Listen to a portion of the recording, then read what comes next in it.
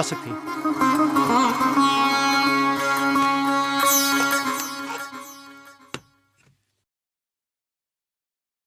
நீ தீபாராதனை காட்டுமா?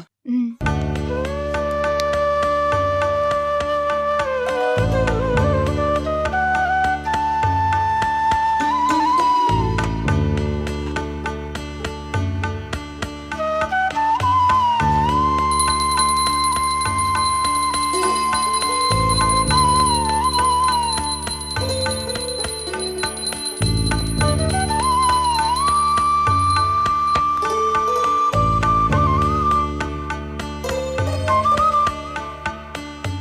இந்தாண்ணே.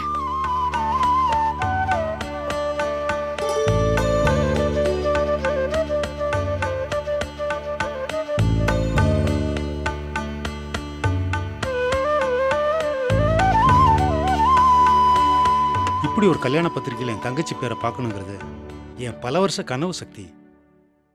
அது இன்னைக்கு உன்னால் நிறைவேறியிருக்கு. மனசுக்கு ரொம்ப நிறைவா இருக்கு சக்தி. நானே தேடி இருந்தாலும் என் தங்கச்சிக்கு இப்படி ஒரு மாப்பிள்ளையை பார்த்துருக்க முடியாது. கல்யாண தேதி நெருங்கிட்டு இருக்கு. எல்லாருக்கும் பத்திரிக்கை வைக்கணும். அதான் முதல் பத்திரிக்கையை எங்க மாமாவுக்கு வச்சு ஆரம்பிக்கலான்னு கிளம்பிட்டோம். எங்க ஒட்டுமொத்த சொந்த பந்தத்திலையும் எங்க மாமா தான் பெரியவர். பார்க்க தானே போற.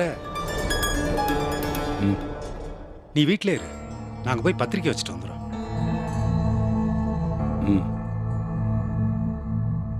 குருவி, ஐயா. பையில கொஞ்சம் பழம், பூ, பத்திரிக்கைலாம் எடுத்துக்கோ. சரிங்க ஐயா.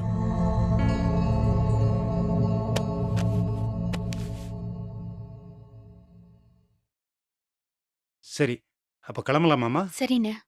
நாங்க வரோம் சக்தி. சரியா.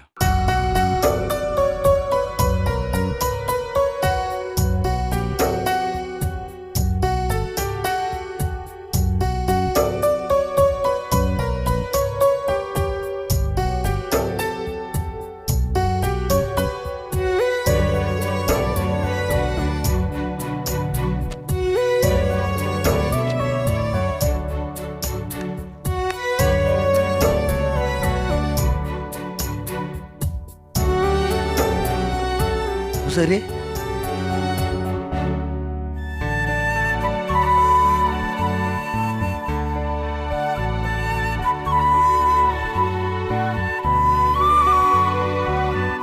வாடா பூசாரி. என்ன சத்தி? நடக்கிற கூத்தெல்லாம் பாத்தியா? இல்லை, இங்க என்ன நடக்குதுன்னு தெரியுமா? தெரியும் சத்தி, ஆனா எனக்கு ஒன்றும் அது தப்பா தெரியல. பூசாரி. ஆமா சத்தி, இன்னைக்கு நீ என் கூட நின்று பேசிட்டு இருக்கனா அதுக்கு காரணமே மலர் தான். உன்னோட எல்லா கஷ்டத்துலையுமே உன் கூட நின்று உனக்கு இவ்வளோ நல்லதையும் பண்ணது மலர் தானே. அதுக்கு உன் மேல அவ்வளோ பாசம் இருக்கியா? நீ நம்பி பண்ணு, எல்லாம் சரியா வரும். ஏய் பூசாரி, இல்லை நான் இப்ப ரேவதி விட்டுட்டு இங்க பாரு, என்னால மலர் இடத்துல தாலி கட்ட முடியாது, அது வாய்ப்பே இல்லை. அப்புறம் எதுக்கு நீ கல்யாணத்துக்கு ஒத்துக்கிட்ட? இல்லை, இதெல்லாம் வெறும் நாடகம்டா. எனக்கு மலருக்கும் கல்யாணம்னு சொன்னா ரேவதி பதறி அடிச்சுக்கிட்டு ஓடி வருவான்னு மலர் தான் என்கிட்ட சொன்னான். அது சொன்னதுக்காகத்தானே இந்த விஷயத்துக்கு நான் ஒத்துக்கிட்டேன்.